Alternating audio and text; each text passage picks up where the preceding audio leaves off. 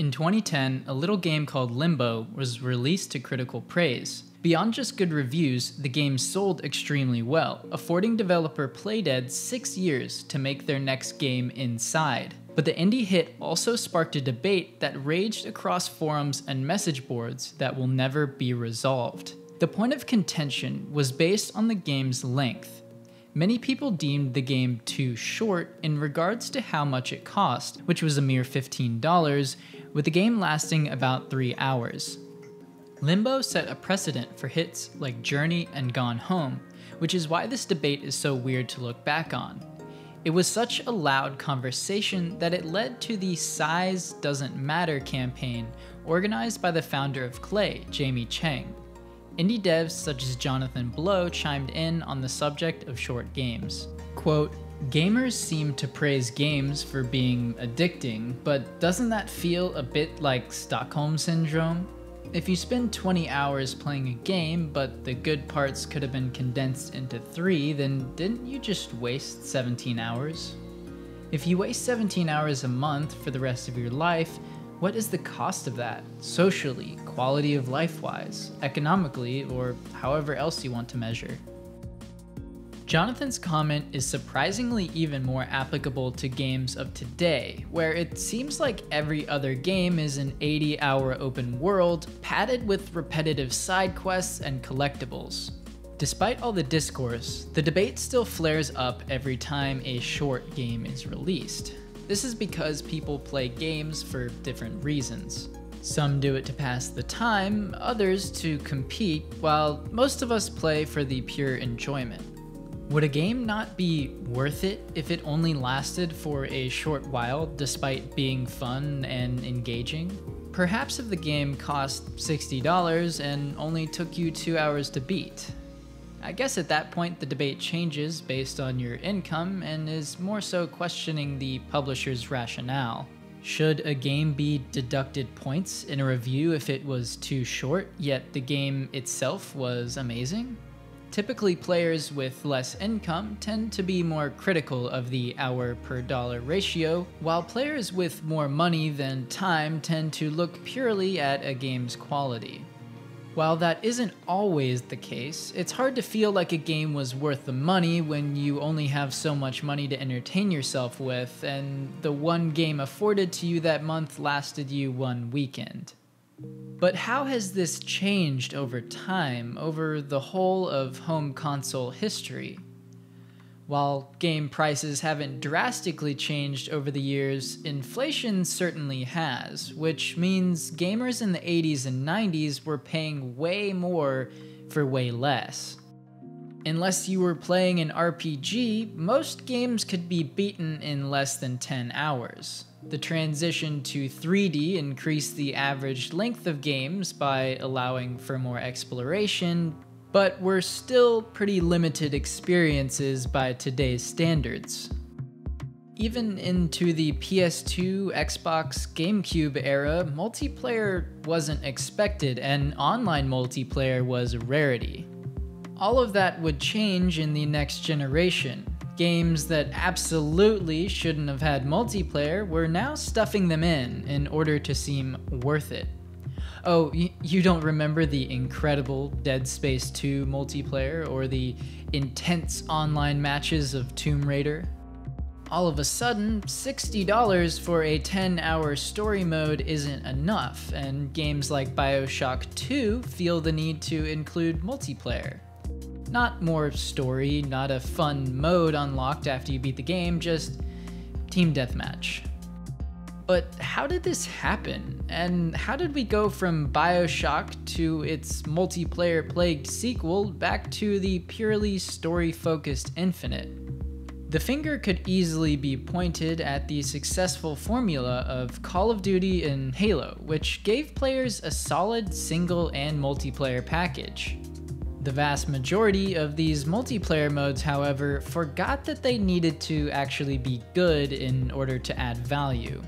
With their sales not increasing and their tacked-on mode panned by critics, games like Dead Space would forgo the death matches in the next game, opting instead for co-op in Dead Space 3. During this time, indie games were making a proper debut.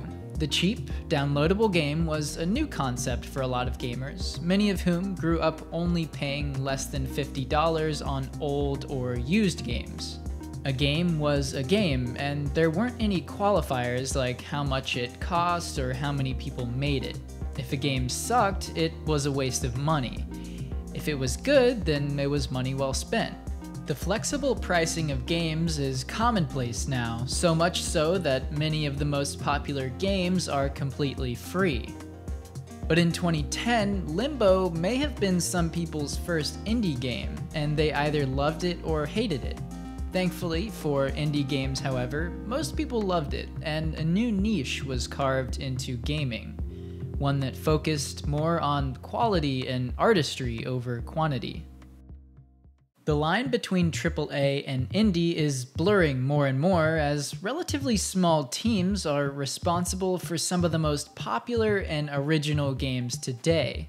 This blurred line has evened the playing field, offering players every type of game imaginable at every price point imaginable.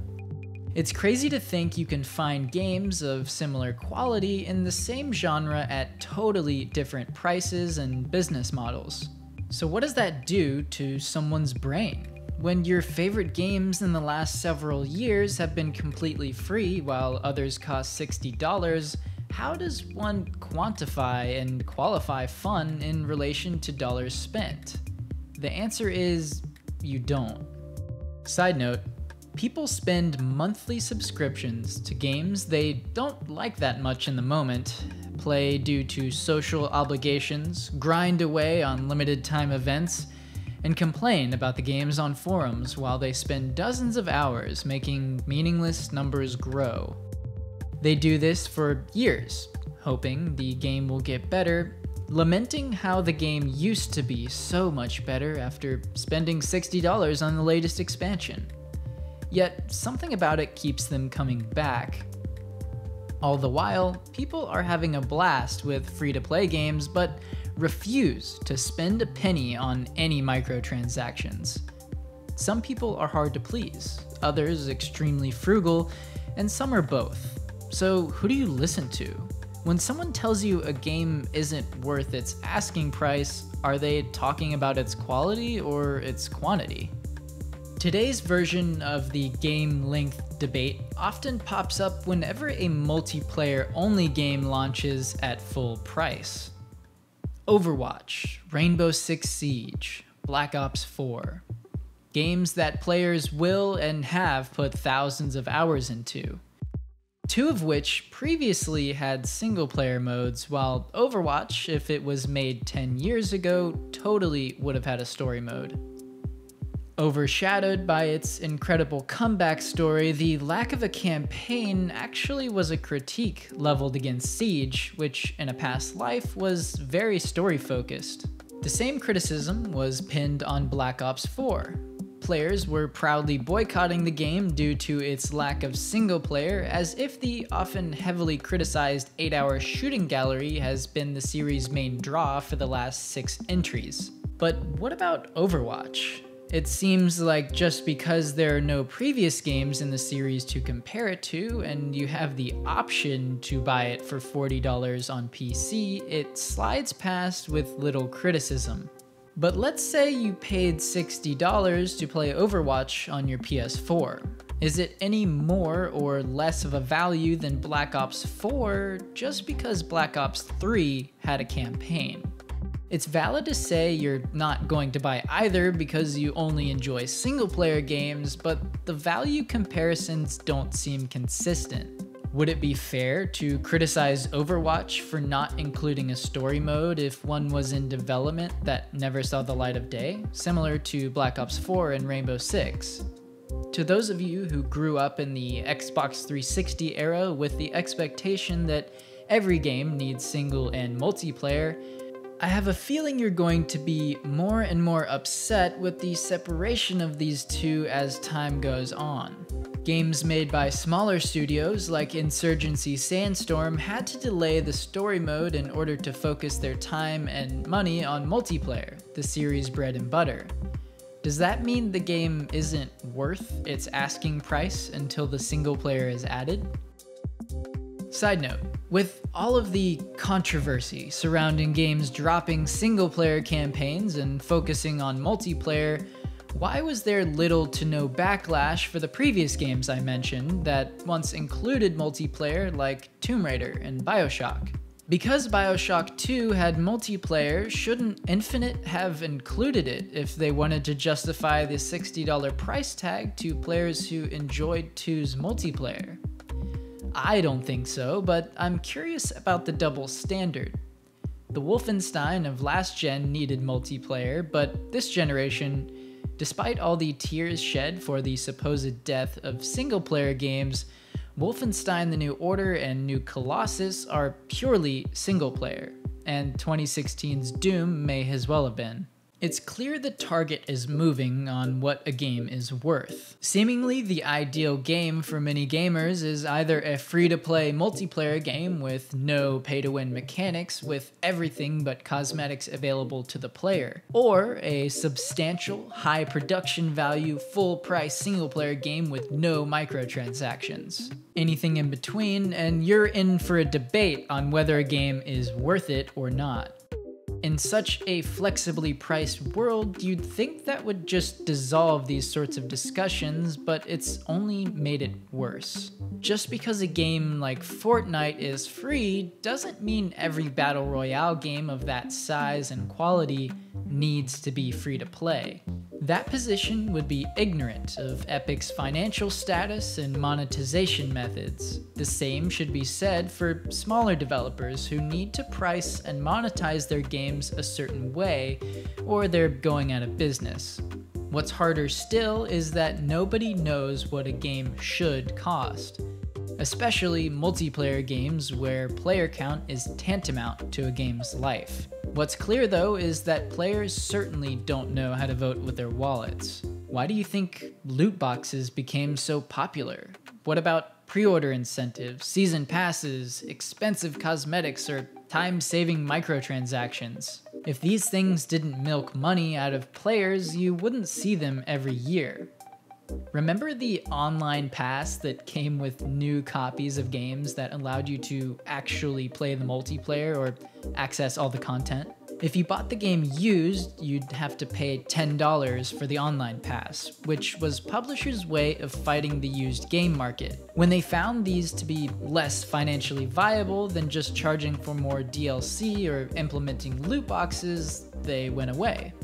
Microtransactions certainly muddy up the conversation, but it's an unfortunate reality we have to face. Thankfully, this is the easiest way to vote with your wallet and actually influence how much nickel and diming publishers will take part in.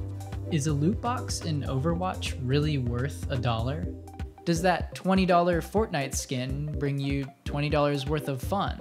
Is Assassin's Creed worth playing if you're just going to spend more money to rush it along? So what sort of conclusion can one really make regarding game pricing? I don't think we'll ever agree on what games should cost, as gamers want vastly different things for their dollar and are willing to spend $20 on a skin, but not on a game that's less than 5 hours long. But who's to say you won't get more enjoyment out of that skin than the game? The more you try to quantify value in games, the less it makes sense.